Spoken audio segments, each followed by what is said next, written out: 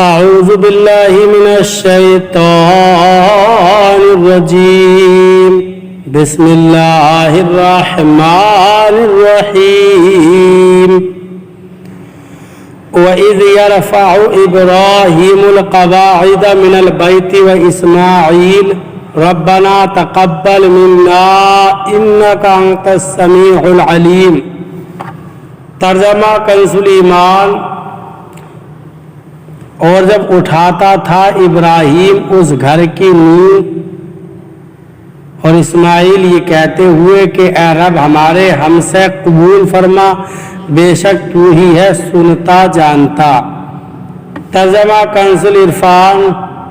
اور جب ابراہیم اور اسماعیل اس گھر کی بنیادیں بلند کر رہے تھے یہ دعا کرتے ہوئے اے ہمارے رب ہم سے قبول فرما، بے شک تو ہی سننے والا جاننے والا ہے۔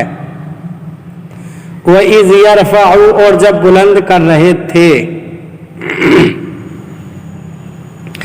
پہلی مرتبہ خانہ کعبہ کی بنیاد حضرت آدم علیہ السلام نے رکھی اور طوفان نوح کے بعد پھر حضرت ابراہیم علیہ السلام نے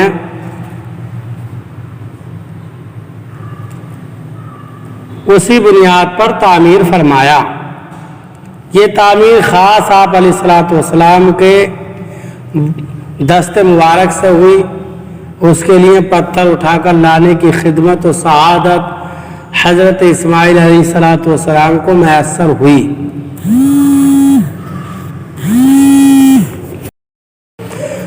اس کے لیے پتھر اٹھا کر لانے کی خدمت و سعادت حضرت اسماعیل علیہ السلام کو میسر ہوئی۔ دونوں حضرات نے اس وقت یہ دعا کی، یا رب عز و جل ہماری یہ طاعت و خدمت قبول فرما۔ علامہ قسطلانی رحمۃ اللہ تعالی علیہ نے بخاری کی شرح میں تحریر فرمایا ہے کہ خانہ کعبہ کی تعمیر 10 مرتبہ کی گئی۔ اسے نقل کرنے کے بعد علامہ اسماعیل جمل رحمۃ اللہ تعالی علیہ فرماتے ہیں کہ 1029 ہجری کے بعد بھی یعنی بادشاہوں نے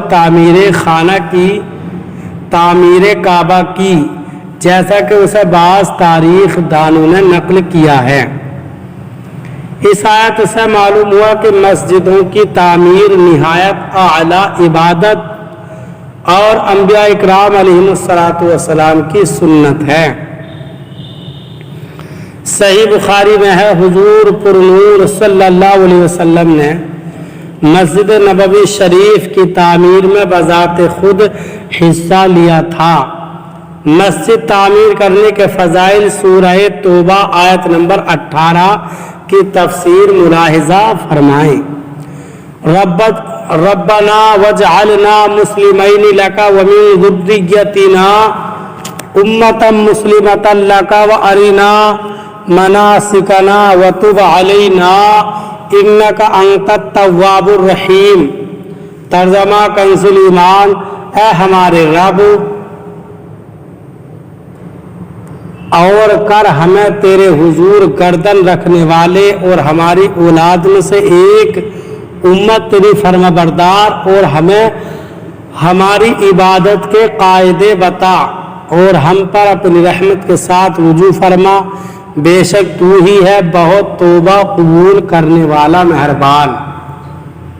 ترجمہ کنز العرفان۔ اے ہمارے رب اور ہم دونوں کو اپنا فرما بردار رکھ اور ہماری اولاد میں سے ایک ایسی امت بنا جو تیری فرما بردار ہو اور ہمیں ہماری عبادت کے طریقے دکھا دے اور ہم پر اپنی رحمت کے ساتھ رجوع فرما، بے شک تو ہی بہت توبہ قبول کرنے والا مہربان ہے۔